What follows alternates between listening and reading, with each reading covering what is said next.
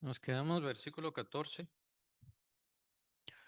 Juan capítulo 1, versículo 14. ¿Está bien? Léalo, por favor. El versículo termina en lleno de gracia y verdad. Lleno de gracia y verdad. ¿Qué es? Acuérdense que todo es una introducción, pero este versículo 14 al final, lleno de gracia y verdad, que sería como 14c, o sea, la última parte, sería la introducción al tema de la gracia y de la verdad, que son temas muy importantes para el apóstol Juan. Lo podemos encontrar en su carta y por supuesto lo vamos a encontrar bastante aquí.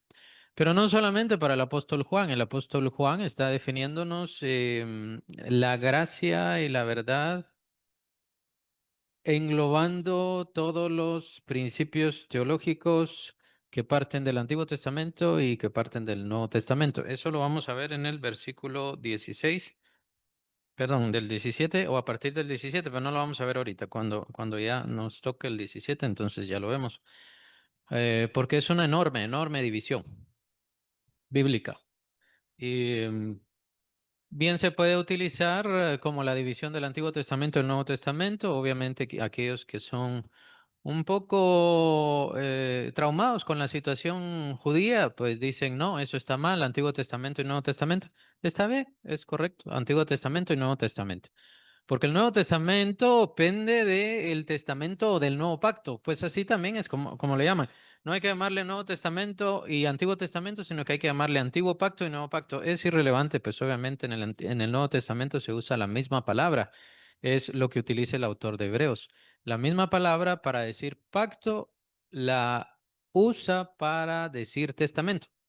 La usa, es la misma palabra. Entonces, sí se puede utilizar. Uno pendiendo de la ley, lo que dice el versículo 17, y otro pendiendo de la gracia, que es el Nuevo Testamento o el Nuevo Pacto. Pero mejor dejémoslo para el versículo 17. Mejor vamos a seguir. Pero el apóstol Juan ya nos está dando la introducción. Vean, es muy interesante cómo enlaza el apóstol Juan. Yo no sé si era no sé, bueno, les pregunto, ¿les parece que Dios utiliza las habilidades naturales humanas?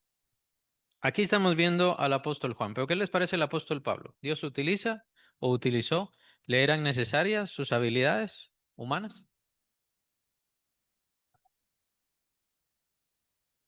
para poder transmitir el mensaje? ¿Qué dicen las demás? O sea, recuerden la educación de Pablo, hebreo de hebreos, ¿no? Miembro del Sanedrín, conocía el griego muy bien, era ciudadano romano.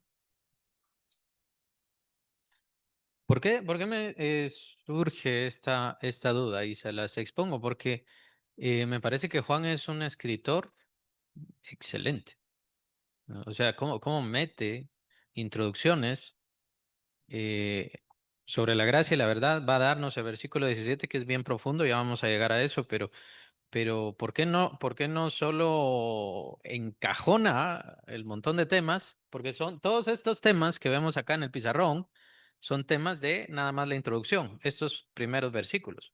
Y el apóstol Juan está dándonos esta introducción, dándonos verdades bien profundas.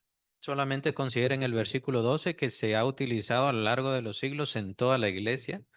Pero esto depende, claro, entendemos que está la inspiración del Espíritu Santo, es muy importante, es muy valiosa, pero además de eso, se utiliza lo versátil, la habilidad, el talento como escritor del apóstol Juan. Digámoslo así, no lo he escuchado de ustedes ni de nadie, ni de aquí de la iglesia, pero hay quienes dicen, no, yo no necesito estudiar, no, yo no necesito leer, yo no necesito meterme a cuestiones de estudios, a mí me lo da el Espíritu Santo, me lo da el Espíritu Santo. ¿Será que es así? A lo que voy es que Dios se sirve de lo que nosotros le damos y de lo que nosotros ponemos delante de Él. Y si yo tengo más herramientas, más instrucción, más conocimiento, a Él le sirve más y le soy más útil.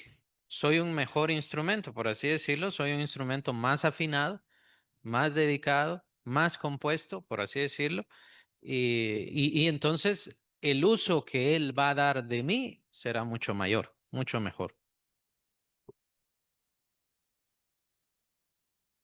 Ahora, solo es leer la Biblia, hay que estudiarla, hay que meditarla, hay que aprovechar lo que otros vieron, ¿verdad?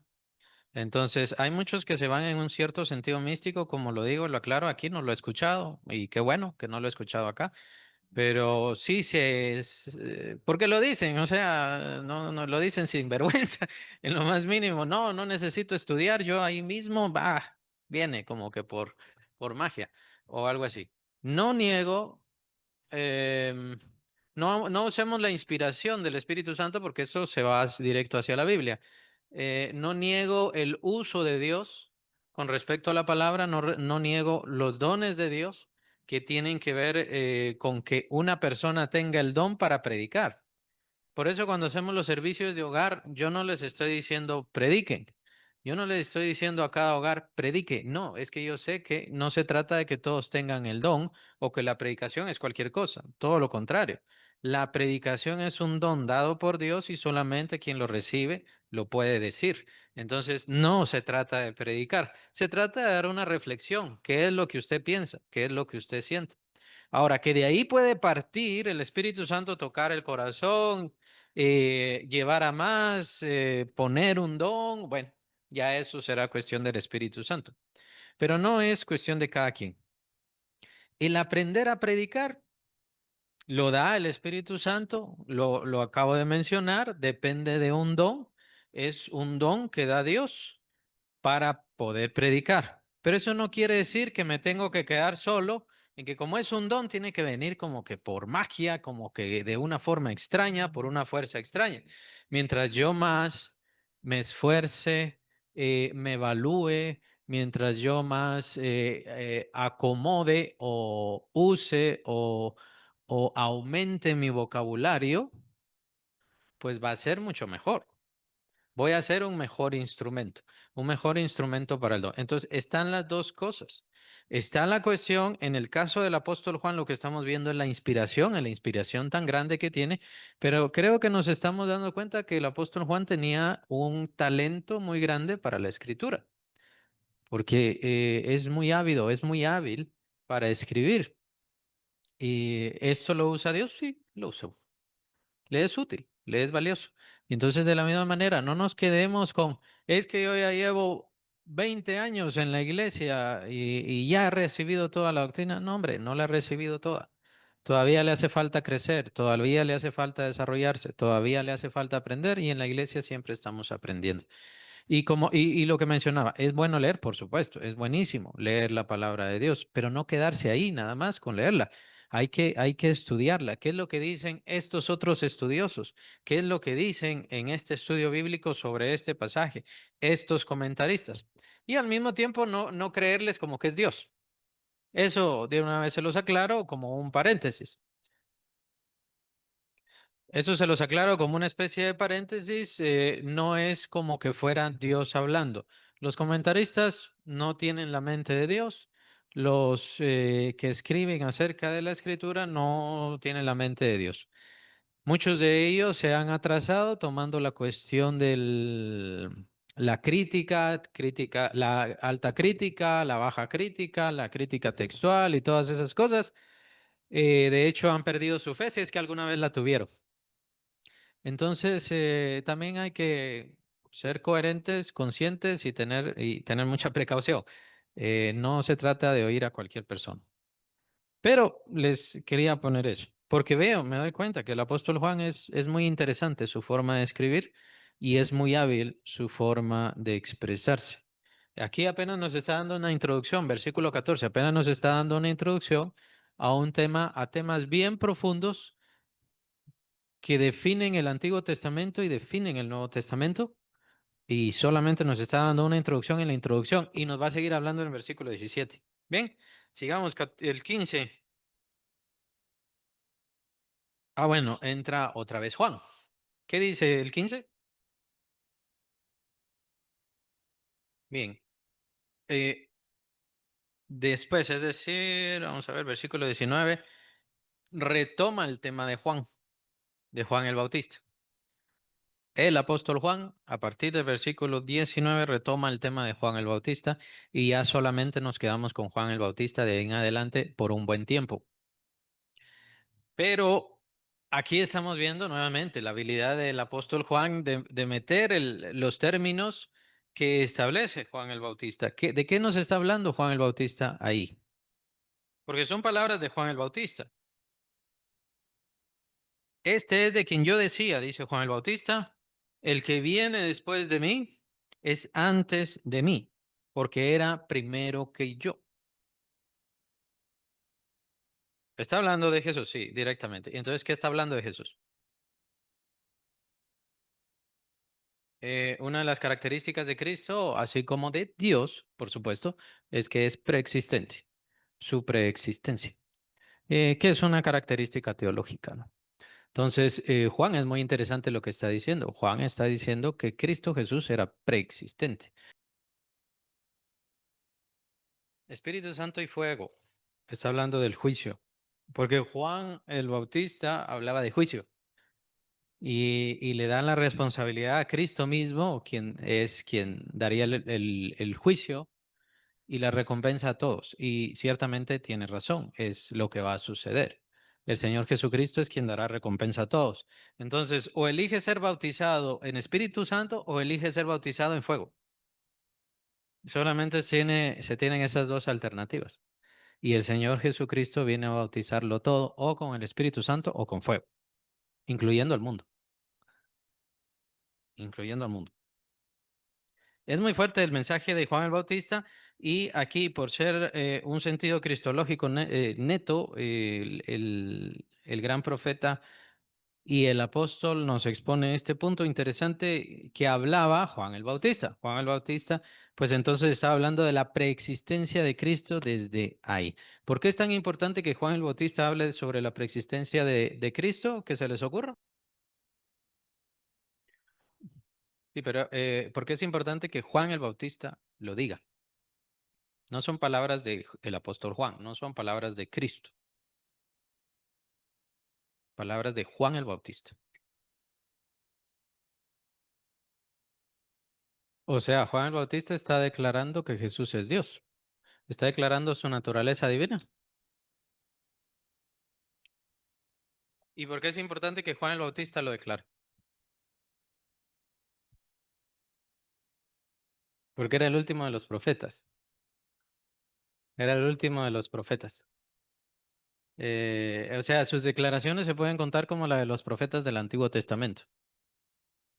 Y es una declaración que daba Juan el Bautista. El apóstol Juan, recuérdense que era de los discípulos de Juan el Bautista. Así fue como él inició. Él siendo discípulo de Juan el Bautista, lo va a decir precisamente en este evangelio. Es entonces donde Juan el Bautista empieza a señalar al Señor Jesús. Entonces Juan, junto con Andrés, hermano de Pedro, mejor dejan a Juan el Bautista y van a seguir al Señor Jesucristo. Pero lo importante de Juan el Bautista es que Juan el Bautista nos sigue enlazando y él mismo es cumplimiento de las profecías del Antiguo Testamento. Pero sigue él con ese mismo enlace, con esa misma unidad desde el Antiguo Testamento. Y sigue uniéndose y sigue dando las mismas declaraciones. El último que da ese tipo de declaraciones es Juan el Bautista. Y ahí en adelante ya no se levantan más profetas de la misma manera. Puede ser que tengan el don profético, así como las hijas de Felipe, así como Ágabo y todos esos tienen el don profético, pero ya no se levantan como profetas bíblicos y que tengan esa característica de inspiración divina. Esa característica de inspiración divina pasa a los enviados, o sea, a los 12 apóstoles, y de ahí ya no hay nadie más. Y claro, aún así se tuvo a aquellos y se acepta, por supuesto, a aquellos que tienen inspiración divina, como el autor de Hebreos. No sabemos si es Pablo, muy probablemente es Pablo, o definitivamente tenía toda la doctrina de Pablo. Pero vemos la inspiración tremenda que está en Hebreos, es indudable, innegable. Es una inspiración divina neta. Está Santiago, Judas, ¿verdad?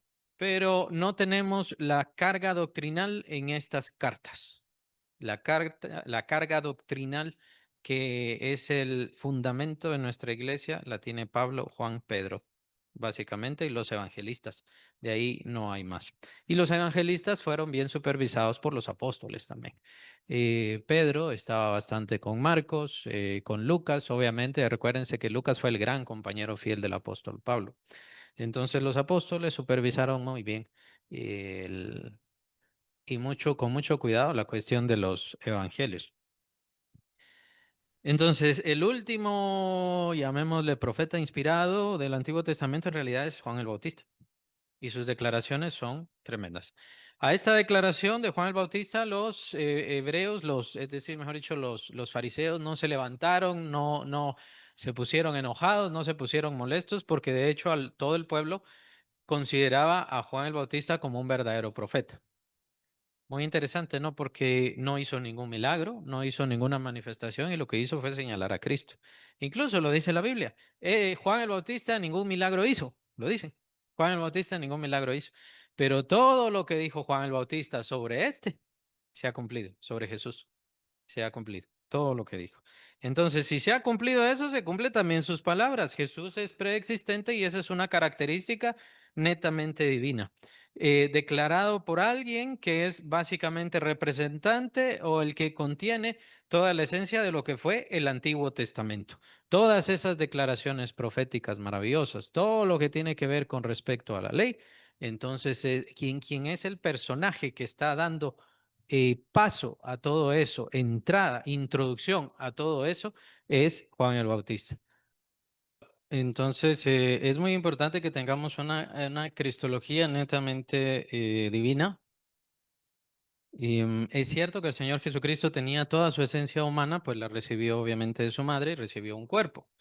Y obviamente era en el cuerpo, es en su cuerpo en donde carga nuestros pecados. Eso es muy importante, pero la cristología divina, para mí, y es mi conclusión, ¿por qué es tan importante tener una cristología divina? O sea, contemplar al Señor Jesucristo en toda su grandeza, comprenderle en toda su grandeza. Para mí es importante entenderlo porque Él es la base de nuestra fe y es de donde se sujeta nuestra fe.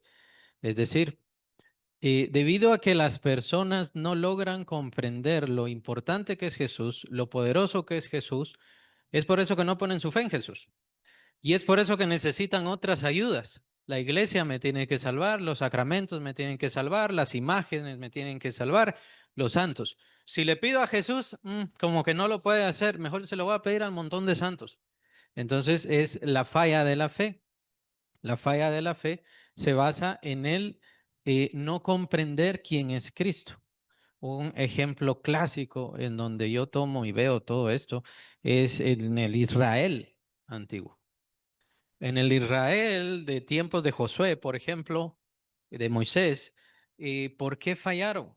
Creo que ellos fallaron, no tenían fe, no confiaron. Claro, veían las cosas del mundo, dijeron habían gigantes, y sí, habían gigantes en ese lugar, en la tierra de Canaán, y ellos iban a defender a capa de espadas esa tierra.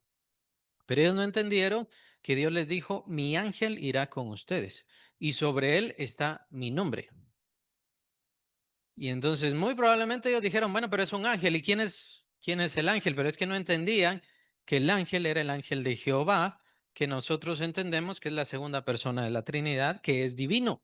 De hecho, cuando se presenta el general de los escuadrones del Señor, se presenta así ante Josué, Josué lo adora. Ningún ángel recibe adoración. Bueno, los demonios sí, pero ya sabemos que es porque son demonios y es porque establecieron aquí su reino. Pero ningún genuino ángel de Dios recibe adoración, solamente recibe adoración el ser o el sujeto divino. Y eso quiere decir que ese príncipe de los ejércitos de Jehová era divino. Ese es el ángel de Jehová. También aparece en jueces aparece mucho. Entonces, los israelitas pusieron su confianza o ponían su vista en lo grandes que eran los cananeos, lo feroces que eran los cananeos, cómo iban a proteger toda su tierra, que ellos venían de una esclavitud y todo lo demás, pero no ponían su vista en que Dios les había otorgado al ángel, a su ángel, al ángel de Jehová, que tenía características divinas. Era un ser divino y que nosotros concluimos que era la segunda persona de la Trinidad. Ese es el problema. Espero que entiendan el ejemplo, porque Dios nos pone diferentes cosas, las enfermedades, Dios permite, mejor dicho, y así es este mundo, enfermedades, violencia, maldades y todo lo demás. Sí, pero quien está conmigo es Cristo. Y no ponemos nuestra vista en Cristo. No ponemos nuestra seguridad, no ponemos nuestra confianza. Y es por eso que la dedicación de la iglesia de estar estudiando y estudiando, estudiando, estamos estudiando a la persona de Cristo y ya estuvo. Y si estudiamos a alguien más, si estudiamos a Pedro, si estudiamos a Abraham, si estudiamos a Moisés, si estudiamos a todos ellos, tenemos que ver un reflejo de Cristo en ellos o tenemos que ver el reflejo de la fe que nosotros tenemos que tener, ponerla siempre en Cristo Jesús, porque nosotros tenemos unas promesas grandes. Sea en el caso de los apóstoles, tenemos promesas iguales. En el caso de Abraham, David, Moisés, tenemos promesas mayores que ellos tuvieron, porque para ellos todavía no se les entregó todo el portento de la palabra. A nosotros se nos entrega toda la luz, toda la luz, toda la revelación. Ahí está, y es Cristo. Muchos cristianos cometen esto, no porque se vayan, perdón, no porque se vayan con respecto a la idolatría o a los santos o a los estos o a los aquí, sino porque empiezan a utilizar otros métodos más humanos, más naturales para atraer a la gente y dejan de confiar en que es obra de Dios el atraer a la gente, el que la gente esté aquí. Son hijos de Dios atraídos por Dios, tocados por Dios, llamados por Dios. Mis ovejas oyen mi voz, dice el Señor Jesucristo, lo vamos a ver en este evangelio. Oyen mi voz y ¿qué? Me siguen.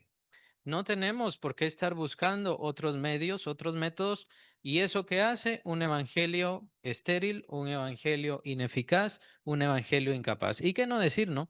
Ahora, con los pseudomilagros que existen, las manifestaciones, supuestamente que está lloviendo oro, o que me apareció oro en medio de los dedos, de los pies o algo así, aquellos que están cambiando el agua de una botella y se convierte en vino, pero qué raro que la sacuden y le pegan así al tapón, como que el tapón tuviera algo. Entonces, miren, se está convirtiendo en vino.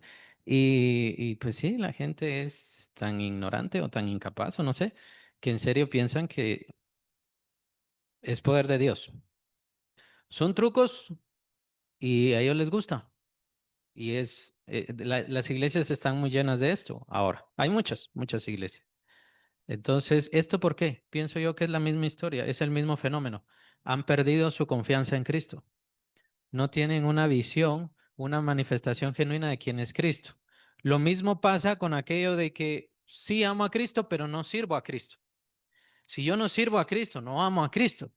Y si yo no sirvo a Cristo, ¿cuál es mi concepto de Cristo? Él me salvó, Él cargó mis pecados, murió por mí. Ahí se quedó, porque ahí no se quedó. Él es mi Señor, Él es mi dueño. Él puede hacer conmigo lo que yo quiera y lo que Él quiera. Y yo no soy un siervo como ahora conocemos un siervo al que se le paga y todo lo demás. No, el concepto es que nosotros somos esclavos de Cristo. Y el concepto va más allá. Cristo Jesús incluso compró nuestros cuerpos. Nuestros cuerpos le pertenecen a Cristo. Cristo compró nuestros cuerpos para que nuestros cuerpos fueran templo de Dios, para poder entregar al Espíritu Santo. Pero muchos cristianos todavía piensan que su cuerpo es de ellos y que pueden hacer con su cuerpo lo que quieran. No, ni su cuerpo, ni su vida, ni nada. Usted es esclavo, usted es esclava. Le pertenece al Señor.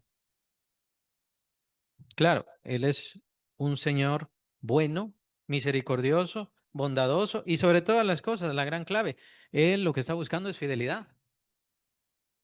Una fidelidad que dependa del amor y de la fe. Por eso es que, bueno, hagan lo que quieran, ¿no? Más o menos, hagan lo que quieran. Yo solo les digo, tienen que hacer esto. La Biblia, ¿no? La Escritura nos dice, el Señor, por medio de su palabra, hagan esto. ¿No lo quiere hacer? Yo estoy buscando quienes sí quieren hacer. Quienes quieren hacerlo de su propio corazón, no porque se les golpee, no porque se les castigue, no porque se les quiten bendiciones. El Señor no quiere que hagamos cosas para que le dé o para recibir bendiciones.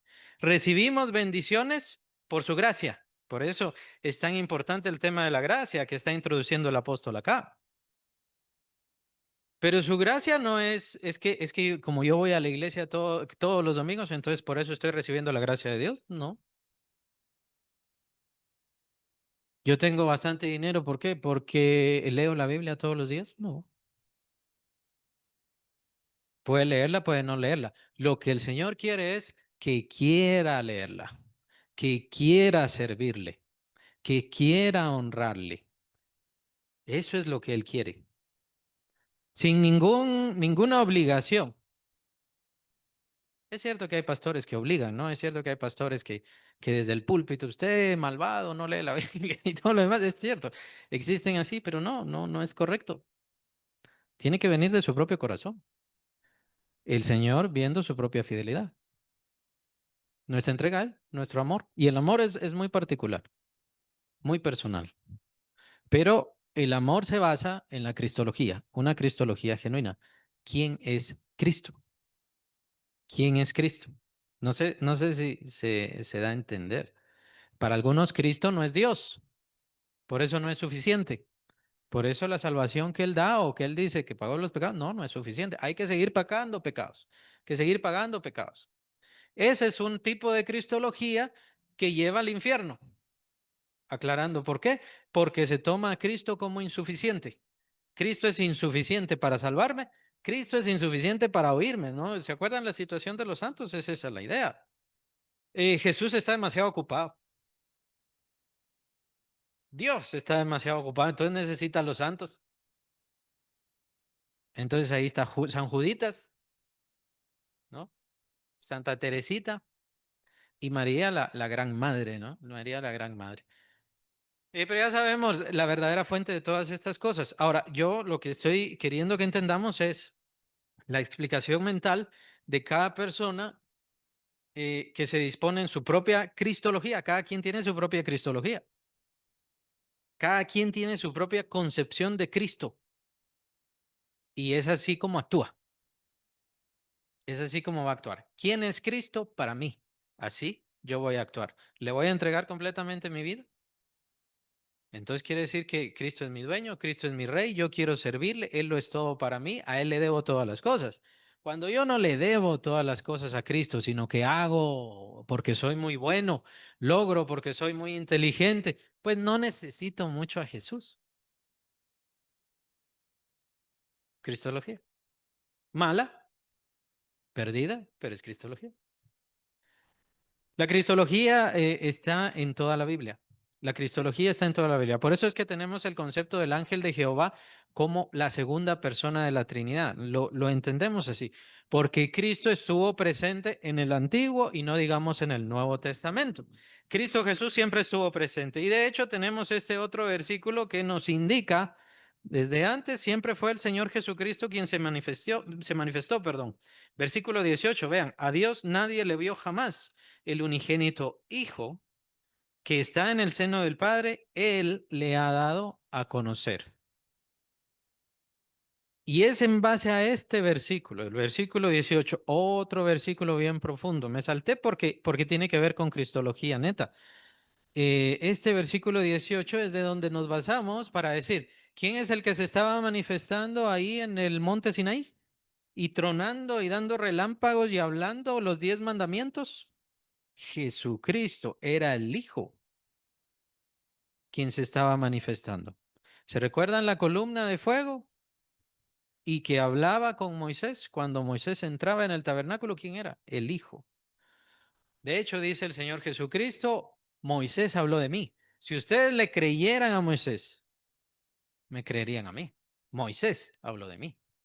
Cuando el Señor Jesucristo habló de su preexistencia, es una característica muy importante. Cuando Él directamente habló de su preexistencia, claramente explica el apóstol Juan, querían matarlo. ¿Por qué? Porque se hacía como Dios. Decía que Dios era su Padre, haciéndose igual a Dios. Antes que Abraham era, Yo soy, dice el Señor Jesucristo, su preexistencia, la declaración de que Él es Dios. Y si nosotros ponemos toda nuestra confianza en las manos de Cristo, Él es más que suficiente para liberar nuestras almas, darnos todo lo que necesitamos, hacer todo lo que tenemos, todo lo que esperamos. Yo no sé cómo Él me va a sacar adelante. Yo no le tengo que explicar nada. Yo no le tengo que dar consejos. Yo solo voy a poner toda mi confianza en Él. Él es mi rey, Él es mi dueño y Él es quien decide. Cuando tenemos esta concepción de que yo soy su esclavo, Él es mi amo y mi señor, entonces empiezo a tener la convicción de Él va a sacarme adelante.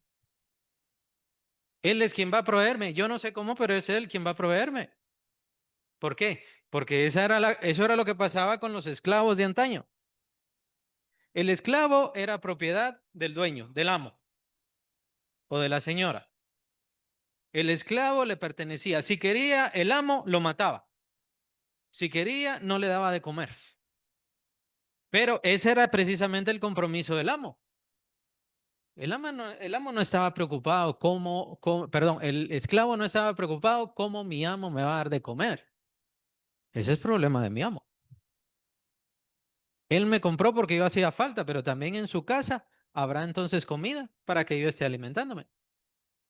Es problema del amo sostener al esclavo. Es problema del Señor sostenernos a nosotros. ¿Cómo lo va a hacer? No sé. ¿Cómo me va a sacar adelante? No sé. Ni es mi preocupación. Mi preocupación es serle fiel a Él y confiar en Él. Eso es lo que Él quiere, que confiemos en Él. Pero esto viene precisamente por la cristología, la comprensión de que Cristo es excelso, que Jesucristo es maravilloso, inconmensurable y que no necesitamos a nadie más. No necesitamos intermediarios, no necesitamos ayudas, no necesitamos cosas postizas, ni siquiera necesitamos la iglesia. La iglesia es un centro puesto por Cristo para servir a los creyentes en el conocimiento de su palabra y en el crecimiento de su fe. Pero la iglesia no es un centro que salve a nadie. Solamente Cristo salva y Él es más que suficiente, más que suficiente. En Él, en sí mismo, cargó nuestros pecados, limpió nuestras vidas. Él se encargó de eso, de lo que era definitivamente nuestra condenación. ¿Cuál es mi preocupación? Mi preocupación como cristiano es serle fiel a Él. Y se acabó. Sí, con el asunto de esto es un tema también teológico bien profundo. Tiene que ver con el templo y tiene que ver con el nuevo templo que es Cristo. Cristo Jesús se presenta a este mundo como templo de Dios. Se recuerdan que estuvo en el tabernáculo, después estuvo en el templo, se salió del templo por culpa del pecado del pueblo, ya no quiso estar más ahí y todo lo demás.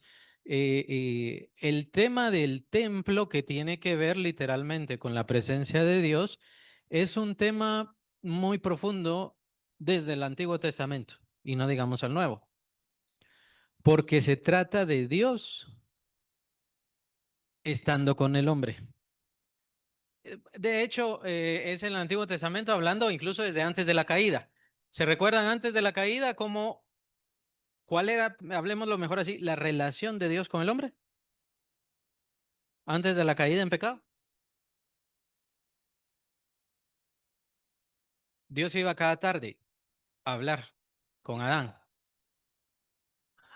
con Adán. Dice Adán, está la discusión con respecto a Eva. A Eva no le habló, pero Dios dice Adán a los dos. Dios les llama Adán a los dos. Entonces Dios no los separa. ¿Dónde estás Adán y Eva? No, ¿dónde estás Adán? Porque es el mismo llamado que da cuando ya habían pecado. ¿Dónde estás Adán? Pero estaba hablándole a los dos, Adán y a Eva.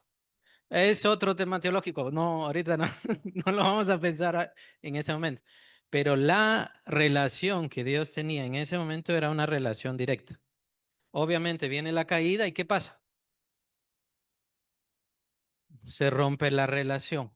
Para que Dios se manifieste o venga a hablar con alguien, ¿qué tiene que pasar? De ahí en adelante. ¿Se acuerdan? ¿Se acuerdan? Estuvo Enoc, estuvo Noé,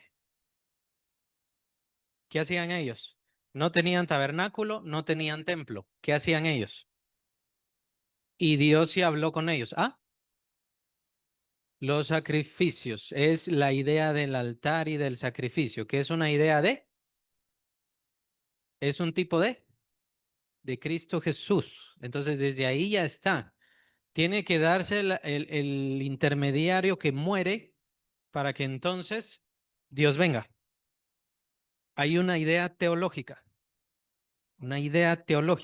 bien profunda, que es cristológica. El asunto con el templo y el asunto con el tabernáculo es básicamente la misma historia porque también depende de los sacrificios, pero Dios ahora viene a habitar. Dios no viene a visitar, Dios viene a habitar. Y por eso es que necesita el tabernáculo. ¿El tabernáculo para qué es? Para, para cubrir a Dios y demostrarle al hombre que le es imposible acercarse a Dios. Ese es el fin. Esa es la idea teológica. Mientras está el tabernáculo, que es lo que explica el escritor de Hebreos. Entonces viene el templo en la misma historia, el templo en la misma historia, pero acuérdense que no era una cuestión perfecta, no era una cuestión plena. Era muy glorioso, lleno de oro. Como dice, me gusta mucho ese término encaje de recamador, algo así. Las telas eran muy bellas, ¿no? Muy especiales, ¿no? Y de hecho Dios dio dones especiales a los labradores específicos de todo eso. Dones que yo creo que no los quitó, no los retornó, pero eso es otra cosa. El asunto es que a pesar de su gloria, a pesar de lo imponente, a pesar de lo bello que era, no era un templo perfecto. Es entonces donde viene Cristo. Por eso es que es tan importante el versículo 14, eso no lo revisamos. Y aquel verbo fue hecho carne y habitó entre nosotros. La palabra ahí es habitó en tiendas, estar en tiendas. Ese es el sentido. Casi como refiriéndose al tabernáculo, a la tienda del tabernáculo. Entonces es eso lo que está enlazándose. El punto de cómo Dios se va a acercar a las personas. Cómo Dios se está acercando a las personas. Y ahí lo profundo es eso. Ya no va a ser por medio del templo, ya no va a ser por medio de sacerdotes, ahora es por medio de Cristo. Bueno, claro, fue maravilloso cómo los discípulos convivieron con él, pero nadie lo entendió, nadie lo entendió plenamente hasta que vino el Espíritu Santo. El Espíritu Santo fue quien trajo toda la inspiración. Y es lo importante de Juan el Bautista, porque Juan el Bautista sí nos está dando cristología, muy fuerte, y no lo entendieron, ni siquiera sus discípulos. Pero eso es porque se necesitaba el nuevo nacimiento, además ellos servirían de testimonio, ¿verdad? Ya no tenemos tiempo, ahí nos vamos a quedar. Se dan cuenta que los temas se pueden hacer cada vez más y más profundos. Brevemente, por favor. No tiene nada que ver Dios ahí. Allá no tiene nada que ver Dios. En lo profético, solo hay una referencia en el Nuevo Testamento sobre el tercer templo. Y ni siquiera se sabe si es verdaderamente el tercer templo.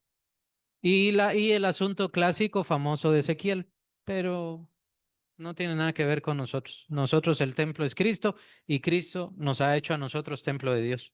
No tenemos ninguna necesidad de ir a ningún templo, ni hacer peregrinajes, ni nada. Todo eso nos sirve.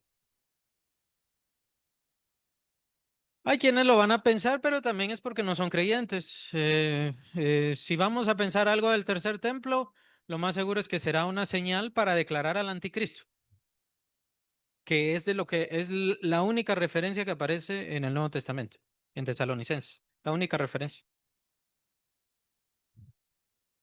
tendría que ser el anticristo. Es una forma de que él sea. Ajá. Recuérdense que es una de las formas más fácil o diría la forma más fácil de que le crean, al anticristo, porque los judíos o pseudojudíos, porque no son genuinos judíos, los pseudojudíos están esperando al anticristo, o sea, están esperando a su Mesías. Que quien están esperando es al anticristo. Y los musulmanes también están esperando al, eh, ¿cómo se llama este? Maharaji, no sé qué, algo así se llama. Entonces también es como una especie de Mesías y así hay varias religiones que lo están esperando. Entonces, lo mejor para Satanás es poner al anticristo y que sea tomado como este que están esperando todas estas religiones y fácil, se dejan llevar por él. Pero es la única referencia que tenemos, no tenemos más sobre eso.